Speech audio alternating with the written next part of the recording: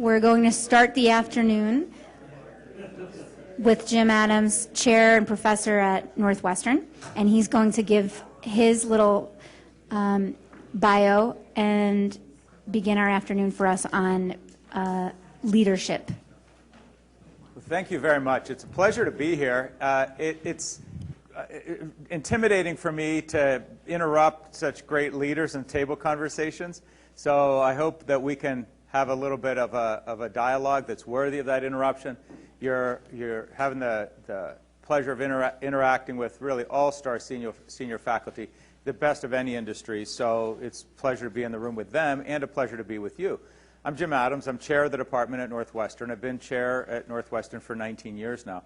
6 years ago, I took on the additional role of the Health Systems Chief Medical Officer. I have 9 Chief Medical Officers reporting to me across the system, Chief Medical Informatics, Research, GME, all this stuff reporting to me as we have become a health system and on a journey with 10 hospitals, 4,300 doctors, $6 billion in annual revenue. And so I'm doing multiple roles with some pleasure and some exhaustion. Before coming to Northwestern in 2000, I was at Brigham and Women's and was vice chair and one of the founding faculty of emergency medicine into the Harvard teaching hospitals. Fascinating experience to show up at Harvard when the medical staff had never really met an authentic professional emergency physician and challenged to put the specialty into the Harvard teaching hospitals, and they're doing fabulous. Great team from that time. Before that in the Air Force in San Antonio, before that residency in Pittsburgh, before that medical school at Georgetown.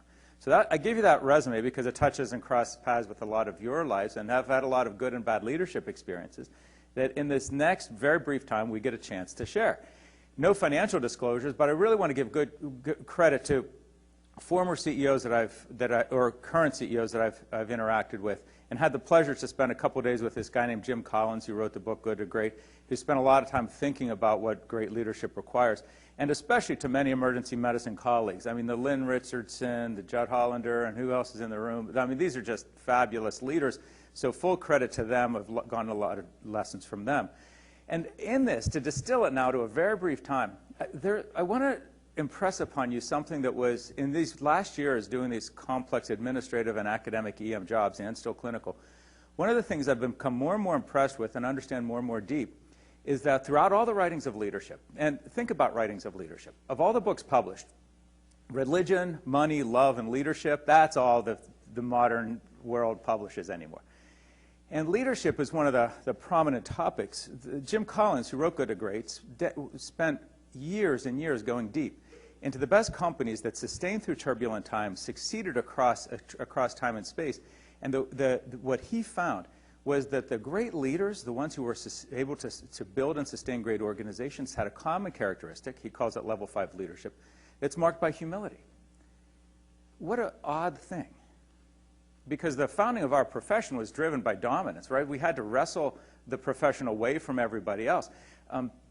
You guys don't remember the Ron Crome, but like Judd and Lynne remembers the Ron Crome. So Ron Crome in Michigan, he gets a memo from the chair of medicine who is going to reorganize the medicine resident staffing in his emergency department before he had EM residents, and came through interoffice memos, the manila interoffice envelopes, and he read this pretty offensive memo about how he's going to pull medicine residents out. So what did Ron Crome do in the era of domination that we kind of grew up in? He wrote "fuck you" at the top and mailed it back. And the chair of medicine. We're getting to that point. And it is pretty funny because, you know, he's trying to build a profession. The chair of medicine called him up, and Ron Crome's like, "Thanks for calling. You should have called me in the first place." And so the era that we grew up in was really not marked by humility. It was like train to fight.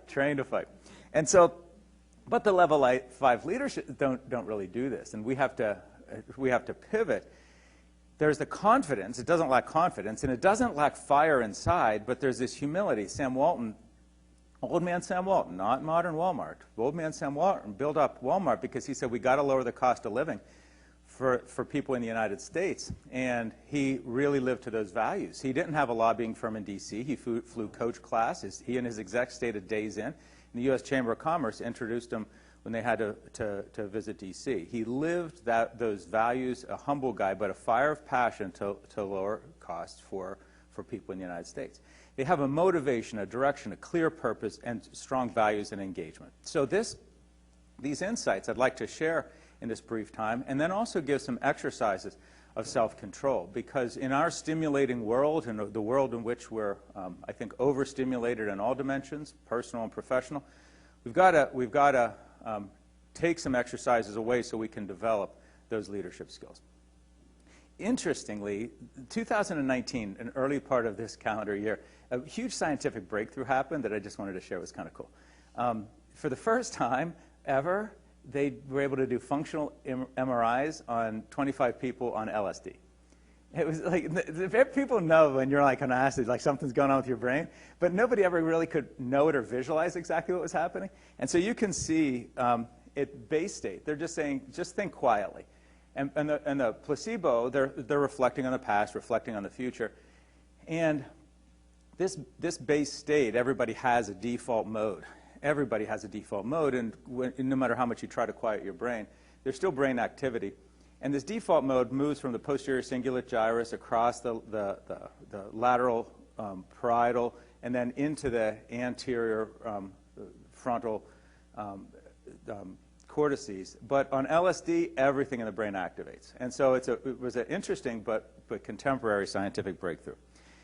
And so as you become a leader, this humility and confidence has to be marked by a focus, and you're going to have to be able to screen out a lot of the cacophony, a lot of this extra stimulation that's going on in your brain, so that you can then bring people toward your vision. And it's not going to be from an overstimulated brain, it's going to be from a focused brain. So the first paradox of leadership. So we train you to go into a patient's room, take in all the cues, verbal and non-verbal, technical, physiologic monitoring, lab, all the stuff, and formulate a diagnostic and therapeutic plan.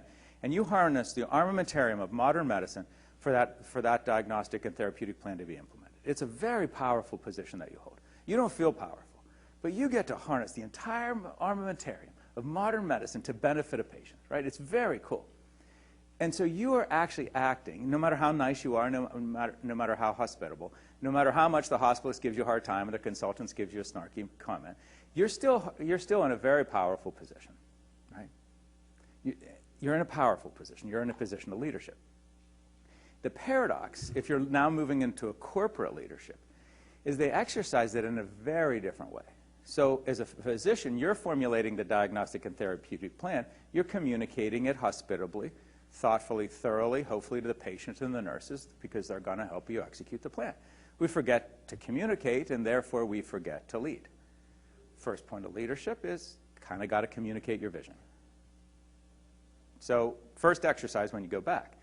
Second exercise, it's not working very well. It's crowded, it's chaotic, it's really busy. Now you bump into the CEO. Emergency physicians, I've diagnosed what the problem is. I don't have enough bed, not enough turnaround time, not enough whatever. Kind of tell the CEO what to do. You'll see the CEO respond very politely, but they're trying to exercise the humility.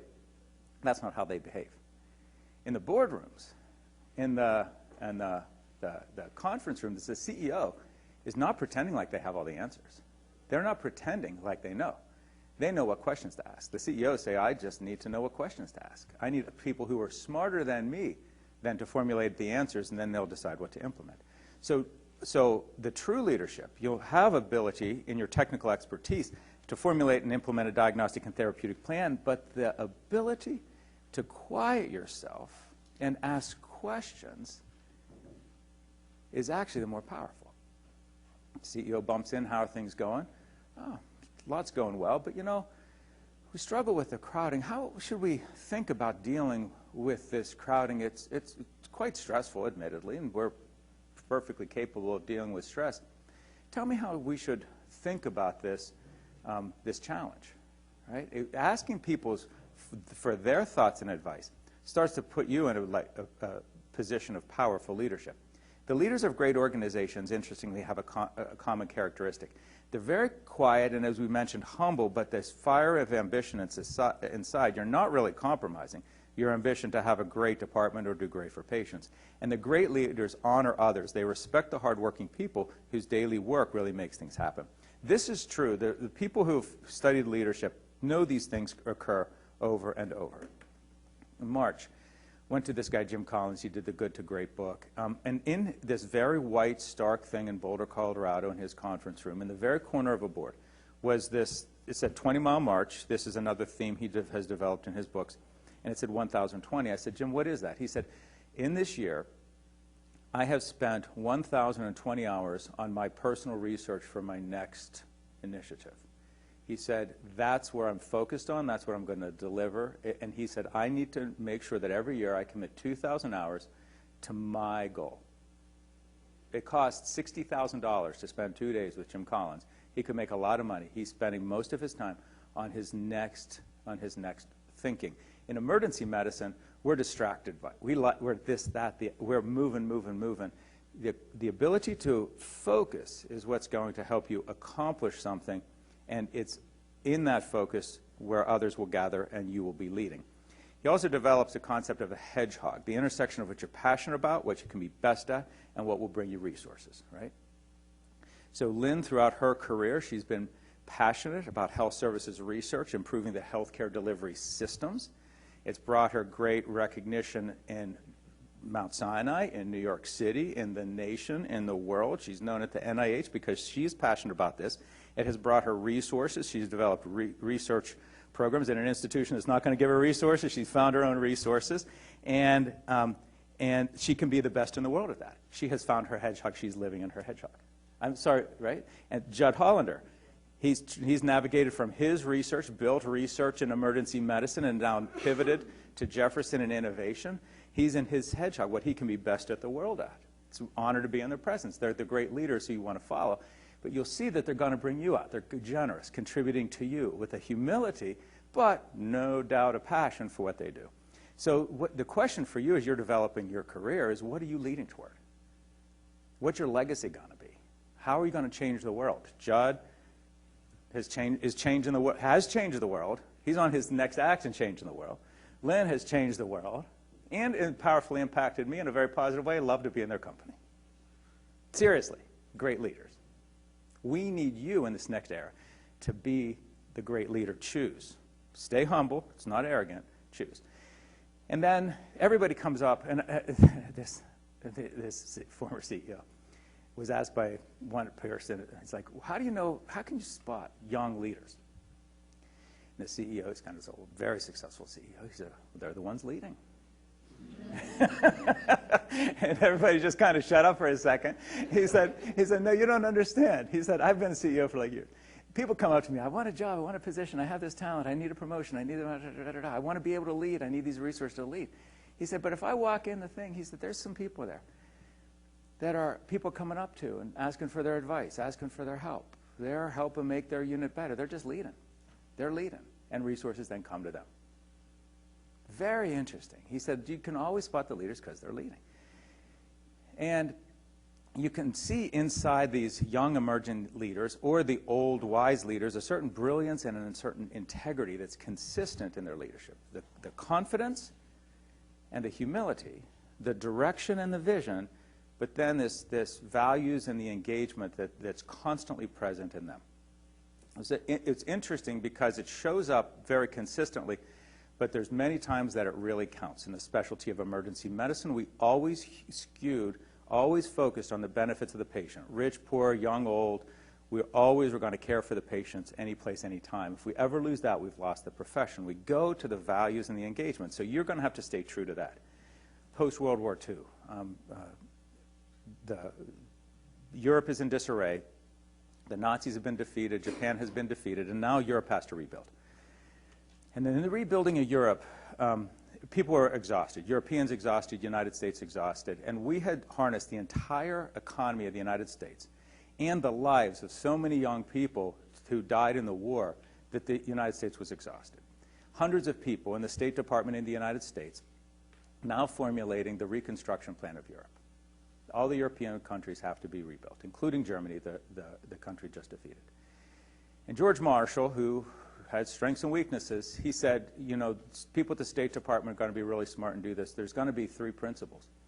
He said the first principle is we're going to authentically invite Russia in.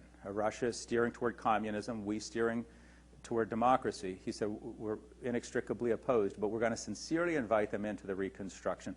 As partners, Russia chose not to engage, Berlin gets divided, but it made us in a Cold War and at least not a hot war with Russia. Perhaps prevented the use of nuclear bombs over the next 50 years.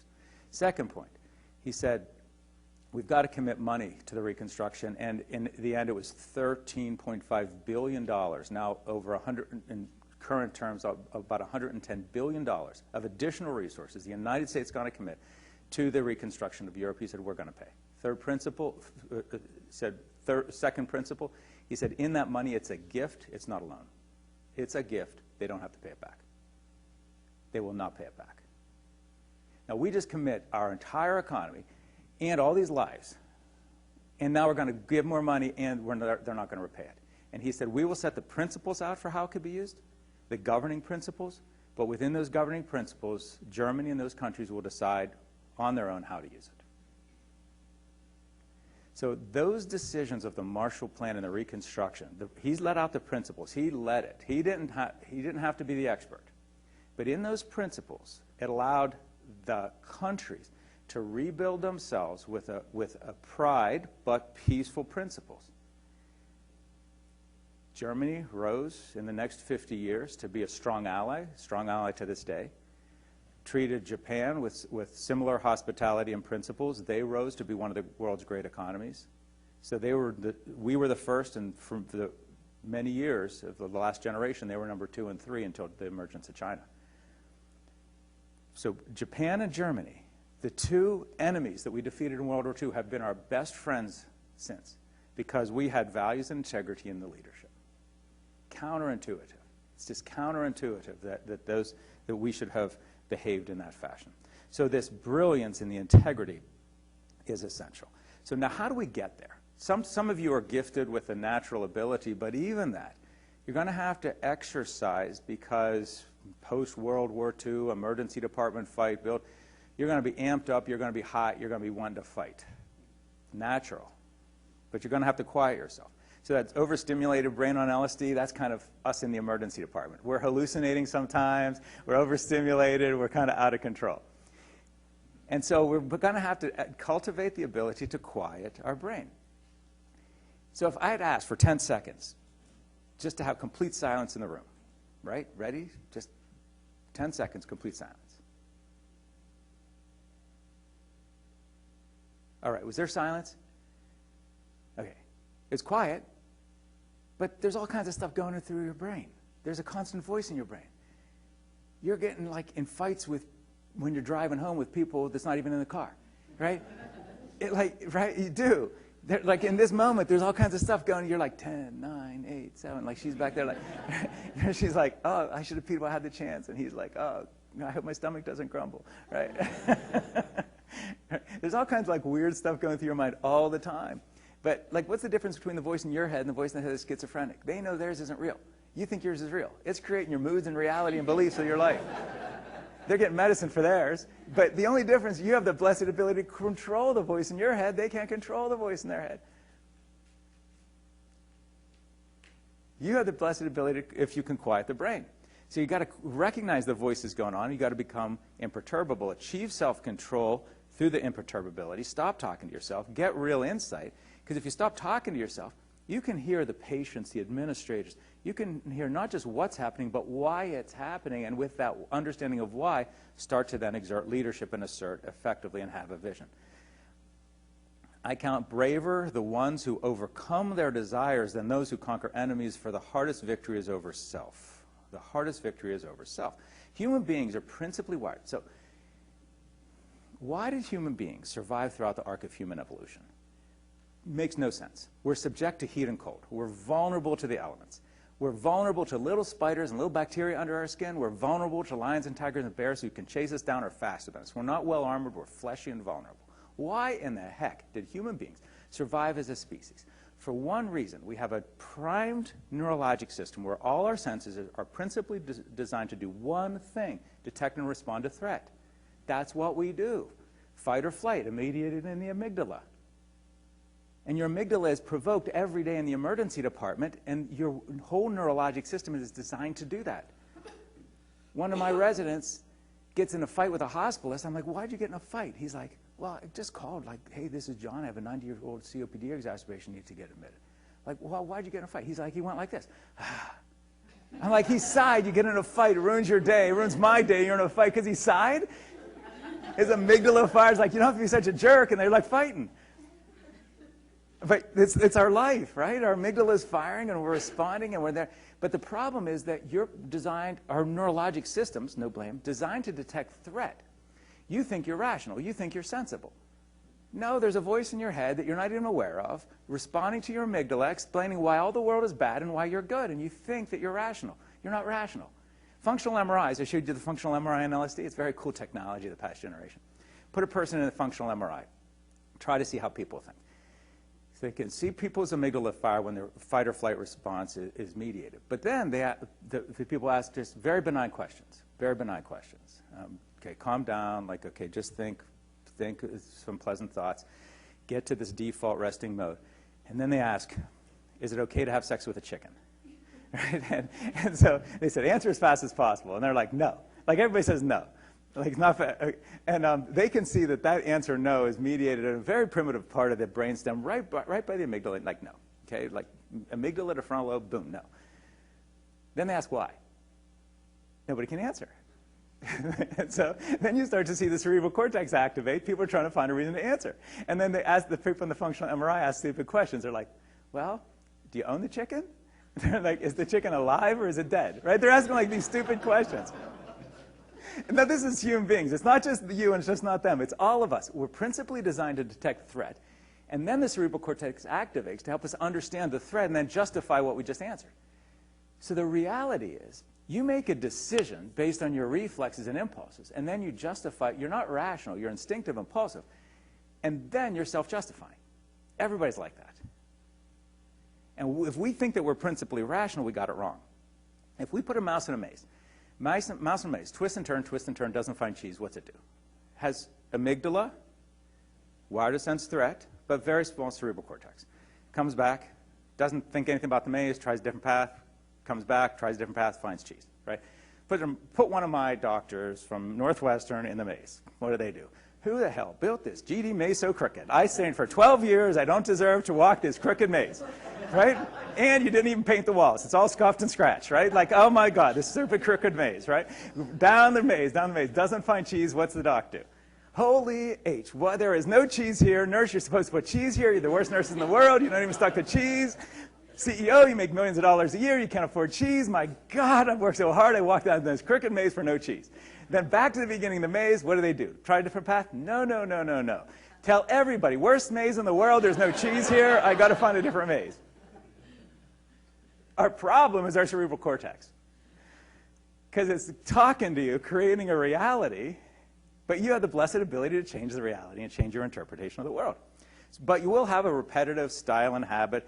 It's right, your personality's fine the way it is. We just have to be self-aware enough and sometimes shut up enough. So we have to be able to quiet the brain. Take some deep breaths, right? Instead of this reactive, impulsive reactions driven by the amygdala that's then self-justifying, just take some breaths, be quiet. And so be quiet, and you'll get to a better answer and a better solution, especially if you head into meetings. If you're sitting in a meeting and you go through the whole meeting and don't say anything, I consider it a success. It's really hard for me to just shut up in a meeting. But I'm taking deep breaths because people are triggering my amygdala all the time in these meetings. But I'm taking some deep breaths and I'm taking it in. And I'm understanding what I'm feeling and why I'm feeling it, and then I can get a pulse of the room. This ability to not respond is actually one of the key skills. One of the skills that I train for the docs, anybody who's shown up to a board meeting, because we're going to respond instinctively, impulsively. Works in your personal life, too.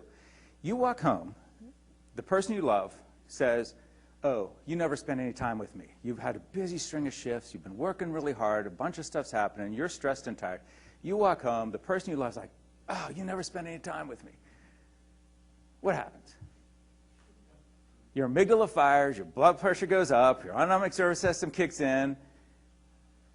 And what do? Like, you just always give me such a hard time. Your cerebral cortex justifies how the other person's wrong. It's what you're designed to do as a human being. Is it going to bring you life and happiness? No. No. Like, you don't understand how hard I'm working, blah, blah, blah, blah, blah. Fight, relationship suffers, end up going to a divorce. You can't have a conversation.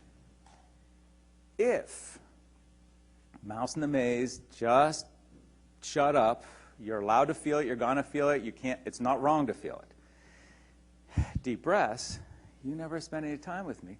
If you're able to quiet yourself and don't say anything, and the amygdala quiets, what's the person really saying when they say, you never spend any time with me? They say, I miss you, I love you, I want to spend time with you. If you could quiet the amygdala and not respond, they attacked you. Are you justified in attacking back? Oh, whatever you want. You want to be right or you want to be happy? Pick one. I choose happy. Shut up, deep breaths, calm my amygdala, and then I can hear not just what they said, but why they said it. I love you, I want to spend time with you. And I can say, you know what? I've had a terrible, exhausting string of time. We haven't spent enough time together. Let's figure this out. I want to spend time with you. I love you. Right? Not just what they said, but why they say it. We can, after the impulses are quieted, we can reframe and listen genuinely to get insight and understanding.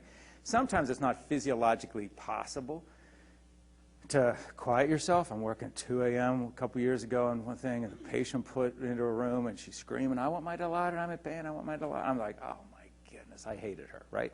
Like, I just physiologically hated her in that moment. Like, I'm standing at the counter thinking I'm such a terrible human being. Like, I hate a person I didn't even ever see, right? This is not going to go good. And I try to calm myself. I can't calm myself. And I'm like, there could be something seriously wrong with her. This is really being a bad doctor when I was tired, 2 a.m., she's being annoying. Look across the room, a nurse treating with such kindness this older lady in the hallway. Yes, it's crowded. And it was just such a beautiful scene. It made me feel good. And this distraction helped me get into a more positive place where I was no longer aggravated with the patient. I was really calm, and I could walk in with some therapeutic position of sincerely trying to help her. Because I understand whether it was some medical problem and she was really in pain, or whether it was an addiction, that pain, and it's an awful state to be in when she's in the middle of the night in this state, no matter the cause. And I could understand it more authentically, not driven by my amygdala.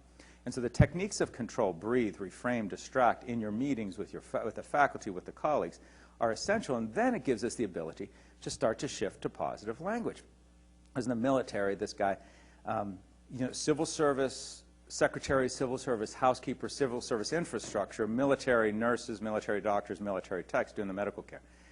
So it was a hodgepodge of people to try to corral and lead. One attending, his shifts kind of worked. Some of us were struggling, and the phone's not getting answering. You'd page neurology for a stroke, and they'd page urology, and it's like, oh, I don't need. It was just frustrating. You get angry at times. Resident walking down the hallway, a major, he'd been out in the field for a while, major, just passed by the back of a housekeeper, and this attending was on the other side, and he put his hand on the resident's shoulder, said, hey, do you know, sit. Sid turned around, the housekeeper. He said, how long have you been here, 20 years? Sid, this is Steve. Steve's one of the residents here. Steve, you need to know Sid. He's one of the housekeepers, been here 20 years. He cleans these rooms so thoroughly, so efficiently, and so well. I've been impressed with him. We have had the chance to work together over this past year. I'm so impressed with him. He has saved more lives than you and I ever will, because he's prevented the spread of so much infectious disease because of his great housekeeping. Sid, it's a pleasure to know you. Steve, you need to know him. Sid is on the team. Nobody knows Sid's name. Nobody gives him pride. Nobody has enlisted him. Sid is on the team. The rest of us are criticizing the housekeeping, criticizing the secretaries. This attending's leading. That attending's leading, and people are responding to his leadership. Let's show up at Northwestern, a lot of contention about a bunch of stuff. We're trying to get techs to do an EKG and get the cath lab times, within 90 minutes at that time. The techs were variable performers, and we weren't hitting it quite right. And one overnight shift. The attending's in a trauma room, and EKG was done. A 63-year-old guy with principal complaint, weakness, little chest pain, put on the counter. Team finishes up in the trauma room, comes onto the counter, finds the EKG. EKG of the 63-year-old guy is like this. It's VTAC. Pressure 100, it's VTAC. Kind of stable VTAC, VTAC. What's the attending do? Amped up in the room, amped up in the overnight shift. She yells, "Who the hell did this EKG?" Right? What happens when you like scream? Everybody like runs away. Right? Their amygdala fires, fight or flight. They're flying. Right? They're away. Right? And she's screaming, "You know you're supposed to hand it to us." And she's screaming. The guy's VTAC breaks, which is good. Everybody else goes into VTAC. Right? And then what do you do? Mouse in the maze. The next day, what does she do? Now it's cerebral cortex. Oh my gosh, like everything's wrong with the world. And she tells all the other attendings how bad all the techs are. Next day, I have a faculty meeting. I'm kind of the new person in charge. They all come in, tell something's going on. I didn't know what was going on. They're like, "Did you hear what happened the other night?" I'm like, "Oh boy, this is not going to go good." Like, I had no idea. And they're hijacking the agenda, hijacking the room. My amygdala is firing. And I was like, "Well, okay, tell me what's going on." They told me the story. I said, like, "Is this the most important thing we got?" "Yes, the most important thing." "Okay, should we table this, everything else?" "Yes." I'm like, what do we want to do?" "Well, you need to fix the technicians." "I need to fix the technicians," right? "Okay, what do you want me to do? Fire them all?" "If you have to," right? They're like, welcome to be in a chair, right? You don't want to be in a chair. If you have to. So now my amygdala is firing, like they're all amped up, and I'm deep breaths, okay. I'm like, this is really important. And okay, let's fix this. Let's make a commitment to have this fixed within the next 30 days. You just told me, I'm going to test this. You just told me this is the most important thing. And I'm telling you, we can actually have this fixed within the next 30 days. But here's what we're going to do. I'll take care of the technicians. I'll take care of the nurses. But what I need from you is that when they try to hand you the EKG, I'm going to have them not put it on the counter, not give it to the resident, but we're going to elevate the importance of this temporarily and have them hand it to the attending to signal the importance. And the attending, you must take it, you must look them in the eye, and you must say thank you. Not "I'm too busy, now put it on the chart and I'll give it to the resident." You must take it, you must look them in the eye, you must say thank you. Okay, what happened? 20% kind of, like not the majority, 20% kind of could do that. Took a little practice, 20% kind of could do that. 50% struggled, but at least they didn't say anything negative. And then I'm like, "Look, I'm going to be coming through, checking to make sure you're doing this or not doing this. You just said it's the most important thing. I believe it's the most important thing." One of the loudmouth, blustery, kind of vocal people was standing at the counter, EKG shoved in front of his eyes, is a big ST elevation of mine. He's like, "Where's this patient at?" "Just placed in the room behind you, sir." "You just saved this person's life." Right? So what happened when the technicians, the attendants are like, take it and say thank you, or like, "Okay, got it," right? What happened? Now all of a sudden, their action was the most important thing. They were doing something important. They were on the team. We started learning their names. Shoved in front of their face, "You just saved this person's life." You can't stop them from handing us the EKGs. They were that time riding the EKG machine like a pony. "Look, we're going to get a heart attack today. We're going to get a heart attack today." I'm serious, like Chris. "We're going to get a heart attack today." Right? They were on the team. They went to get us the old EKGs. We never asked them to get the old EKGs. They wanted to save lives. We gave them the gift of being on the team and saving lives. We're not going to criticize our way to greatness or whine our way to happiness. We couldn't have our amygdala firing, then just using our cerebral cortex to justify all the negativity in the world and pass it off. We had to lead with a positive voice, the aspiration to save lives, and give them the gift of saving lives. And to this day, that continues as we refresh this with all the technicians. You can use this skill if you calm your amygdala and check your voice in the head with the cerebral cortex and willingly try another path. Walk into a patient's room. You feel warmth and happiness. Sometimes you feel frustration and anger. Sometimes you feel irritation. You didn't do nothing. You know there's sensory neurons on your motor cortex, sensory neurons. You're mapping the body language in the room onto your motor cortex, connects to the limbic system. You can feel what's going on. You can't analyze it. It's not rational. You can't voice it. It's not in the language center. But you can feel it. And you can feel what's going on. You can feel the frustration. And you can start to want to back out of the room, get the sense of 1 foot out the door, and the patients are then only more frustrated. But then they're calling the tune, Or you can stand there with confidence, say, you know, I know you're frustrated. You've been waiting so long. I know you're frustrated. It's been a frustrating experience, but I'm here to care for you now. We'll make sure things go right. You'll see them physically change. You will see them physically change. So you can recognize what's going on in the room, in the environment. If you're recognizing yourself, have an increased self-awareness. The first and best success is control of self. Aristotle didn't say subordinate the self. He said understand, increase the self-awareness. And through the control of self, then you're leading, you're controlling the environment. People will react and respond and mirror the motions, you to them or them to you. I'd ask that they not lead. I'd ask that you lead. And so I would share with you the paradoxical thing, the great humility is required. Somebody asked me, I was up in Boston. They were suspicious of the emergency medicine people. And the emergency medicine people were kind of still in that dominant mode, but realized we couldn't put emergency medicine in at all unless they let us, and it kind of started to voice that. Like, we can't be successful unless you're with us, unless you help, unless you mentor, lead, and guide us, who are new people at these institutions. As soon as that humility was evident, they started to allow the emergence of the specialty. One of the old guys, he's like, what's your definition of brilliance?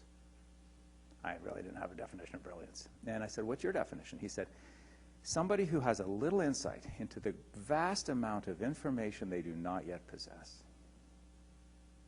I thought that was so cool.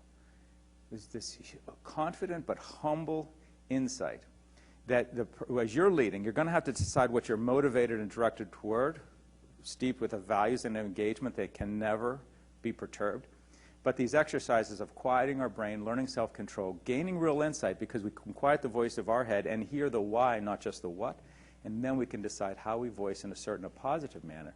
If you learn these skills, you will be given leadership jobs. People will be after you to lead because it's such a rare skill. So I ask you to take this, exercise it. I still exercise it every day. And thank you for the time that we had to share today.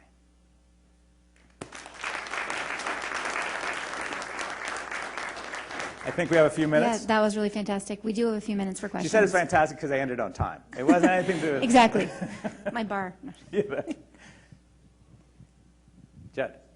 So, Jim, you know, I sit in the rooms with people that lead institutions all the time. Yeah. And I just want to actually honestly, wholeheartedly congratulate you on one of the best talks I've ever heard on the topic. That makes it really simple, and it's what I see all day in people who have leadership positions. So, thank you. Oh, that's awesome. Thanks. Nice validation. I appreciate that, Judd. How are people reacting to it? Does it make sense? Well, so what I'd ask is, in your day-to-day, figure out how it's going to show up in you. And the first thing is just self-awareness. Just take the deep breaths, know what's going on in your brain, and then shutting up is always the right answer, but if you decide to say something, you can have it be wise and thoughtful and not driven by the amygdala, or especially the justification that comes from the amygdala. And people can read that. The senior leaders, they've been at this game. They really know what's going on. They can see others.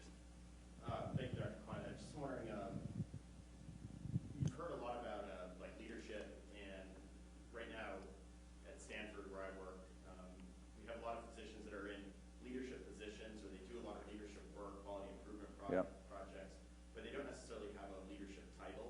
Yep. And earlier today, we heard about junior faculty really wanting titles. Yeah. And I'm just wondering, how do you advise younger faculty members on driving towards a title or doing leadership work that doesn't come with cash compensation, or not being the associate CMO of a hospital, but still doing good work for the institution? So two things. One, there's one segment where you're doing a lot of work and you're just being taken advantage of, right? So I'm going to stay away. I'm caution against that, because people will let you do a lot of work and you'll never get a reward. However, the first thing that I would say is do a lot of listening to your organization, not just what they want, but what they need, what the organization needs. So if you can understand your organization's strategy, strategic positioning, why does your organization need to exist? And so find its strategic positioning in the marketplace, and if you don't know, listen to the senior executives. If you can start to do work that's going to advance the goals of the senior executives, all of a sudden, you're going to start to find some wind in your sails. Instead, what we do is go to the problems that we want to have solved. instead of listening a lot first. So first, listen to the organization, listen to the senior leaders, and ask for the insights of your senior leaders. Just talk to them. Say, look, I'm a junior faculty. I want to make some, where do you think we're headed in the next year, 1, 3, 5 years? What do we need to accomplish in order to be a more successful organization? And so ask a lot of questions first. Certain things will start to show up, and so some of those things that show up will be kind of in your hedgehog, where you're passionate and you're gonna be the best in the world at, and then you can see, well, if I do that, the resources will show up, but they're not there yet, right? But you're in your hedgehog where resources, passion, and best in the world, and aligns with your organization, and you start working there. Because people want the money and title first. The problem is, I don't give you money and title to be an attending until you did lots of years of training. You prove your skills and your ability, so what you should then declare is, here's the hedgehog, here's the strategy. Declare that you're working on that, and then ask people to help you be better at it. Could you advise me? Could you train me? Could you mentor me? And then all of a sudden, with that mentorship, and it's going to advance them, they're going to give you title and they're going to give you money. In the military, I was chair of the department a couple years after residency because I realized my job was not only just to run a good department, but it's to make my 2-star general get his 3rd star. As soon as I realized that, I'm like, oh, I have to look good in front of all these congressional staffers and Pentagon people because he wants his, I can do that. And we bragged about the good things and made him look good, and he got his 3rd star. So help other people be successful. Stay in your hedgehog. Stay true to your values. Get that lined up, and then get the mentorship and training. You're going to get resources and title. You won't be able to help it. There's nobody else doing that. There is nobody else doing that. When you say stay true to your values, I just read the Brene Brown book, Theory of Leading, and she talks a lot about kind of vulnerability, like the way she talks about humility. But she also talks a little about like operationalizing your values. Yep. I'm curious as to like what your values are, what kind of drives you, and like also how you get your team to kind of think about what their values are. So I grew up in Pennsylvania, really hardly met a college graduate. I mean, from a railroad community, right? So I went to college, a small college in Pennsylvania, then Georgetown. The world opened up at Georgetown. It was incredible to me, very helpful. But it was also steeped in a Jesuit tradition. That was very useful to me. And a lot of bioethics started there. And the conflict, in my mind, as a student, between the bioethic values being espoused and the abusiveness that was in the House of Medicine at the time, this bullying, aggressive abusiveness, was just, I couldn't understand it. I never really wanted to be in charge of anything. I just didn't want to work for assholes. I'm like, really? And so I'm like, I got to be in charge. If I'm interested in all this ethics stuff, I can't write about it philosophically. We kind of be in charge. I think that's in Lynne's soul too. I mean, we never talked about it, Lynne, but I think it's there. And so like, I have to do this stuff. But I never was like power seeking or particularly power hungry, but intolerant of the quality of emergency care, intolerant of what was going on kind of socially in the House of Medicine, and pretty soon, asking for mentorship, and then got put in charge. In the military, that happened. Then up in Boston, it was a very interesting statement that I made to the CMO, who was, we're asking for like power, in charge of airways, in charge of this, in charge of that, and he was criticizing care and blah blah blah blah blah. And there was a statement that I made that, we are ambitious to be better than we could ever become on our own. We want to be better than what we can become on our own. Would you guide us? Because we have to do it for the patients. And it was like a switch flipped. No longer were we the threat stimulating his amygdala. We got a lot of wind in the sails. And so that desire to elevate emergency medicine for the benefit of the patients, because we know, Judd, back in the day, patients were not that well served. Elevate the specialty of emergency medicine. Change the way the society of medicine, so it was much more supportive and ambitious, even though the bar was raising. That we weren't going to be standing below people, beating people till they jumped, but rather standing above them, helping them rise. And so it's been the journey since. And to this day, as we became a health system, added the role of the system chief medical officer, because somebody's going to have to be at that system role who's really in touch and in tune with the patients. I still work clinically. So that's what I've done and why I've done it, and it's worked. Judd. I was going to say, one of the things that I haven't heard, and I've only been here for the last 2 hours mentioned, but I know that you and Lynne in particular have been part of the field in moving ahead, is we get further ahead if we don't do anything for ourselves. Yep. But we ask if we can do for others. Yeah. And when we went to the NIH, when we felt excluded, we spent the whole night before reframing our whole discussion about how we could help them solve their problems, that there's not funding for emergency care research for the taxpayers. And we just role played it all night, so we wouldn't walk in and say, we want. Yeah, yeah. And it turns out the reason that emergency medicine didn't have funding was really simple. It's because we never asked. And the reason we weren't on study sections is because we didn't volunteer. Yeah. And none of this was anybody keeping us away, but it was a misunderstanding. And so, I run a bunch of committees where I am, and the first question we make everybody answer is, what problem are we solving? Because if you're not solving a problem, that's not it. But when I listen to my faculty, they don't walk in and say, I have a problem to solve. They say, I want to be the left eyeball director of research, That's right. and I want 2 clinical hours for it. And I don't know, we had a deficit of left eyeball clinical research.